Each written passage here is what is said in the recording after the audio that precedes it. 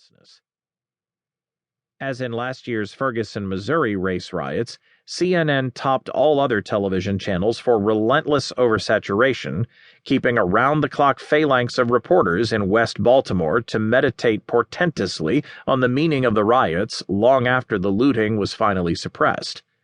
Among national print outlets, the New York Times output was the most frenzied, with 4 or 5 stories a day on policing and racism, topics the Times had already been obsessively pursuing for the last 9 months. Both organizations have only marginally diminished their coverage of Baltimore since the fires were extinguished. The ideological yield from this latest urban tantrum has been considerable. Inevitably, academics and pundits conferred political legitimacy on the riots, deeming them, in the words of the online publication Vox, a serious attempt at forcing change. Baltimore Mayor Stephanie Rawlings Blake apologized for calling the rioters thugs, and President Obama and Hillary Clinton both affirmed the dangerous myth that the criminal justice system is racist. Speaking at Lehman College in the Bronx a week after the Baltimore riots, President Obama opined that young black men experience being treated differently by law enforcement in stops and in arrests, and in charges and incarcerations. The statistics are clear up and down the criminal justice system. There's no dispute.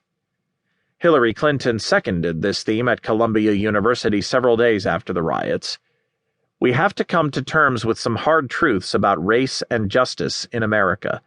There is something profoundly wrong when African American men are still far more likely to be stopped and searched by police, charged with crimes, and sentenced to longer prison terms than are meted out to their white counterparts.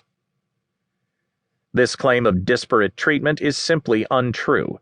For decades, liberal criminologists have tried to corroborate the left's cherished belief that the criminal justice system responds to similarly situated whites and blacks unequally.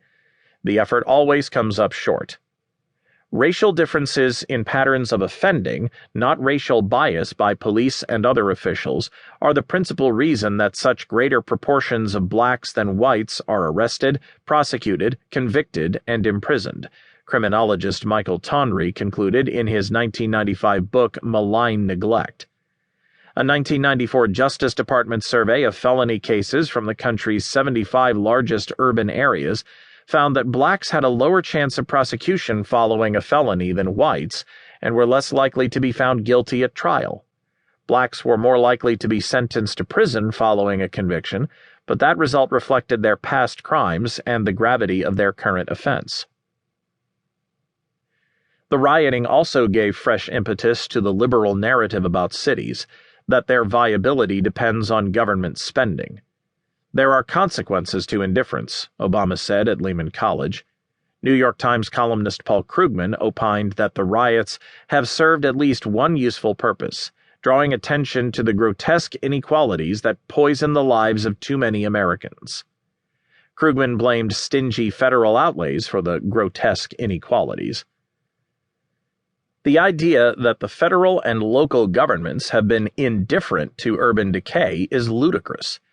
Taxpayers have coughed up $22 trillion on over 80 means-tested welfare programs, not including Social Security, Medicare, or grants for economic development, since the war on poverty was launched in 1964, according to the Heritage Foundation. In the 1990s, Baltimore invested $130 million in public and nonprofit dollars to transform the West Baltimore neighborhood where Freddie Gray lived to no effect, as National Review's Ian Tuttle has documented. This lack of effect is not surprising. Baltimore's crime rate has been among the nation's highest for decades. In 2013, the only cities with higher murder rates were Detroit, New Orleans, Newark, and St. Louis. Baltimore's violent crime rate is over twice that of New York. That violence would have doomed any hope for economic revival in high crime areas even without the latest destruction of 350 businesses by arson and looting. West Baltimore residents have been complaining to the tenacious post-riot crowd of reporters that Baltimore's Inner Harbor area is spiffy and thriving, while their neighborhood is not. But if they have any other options, potential business owners are not going to locate in a neighborhood where they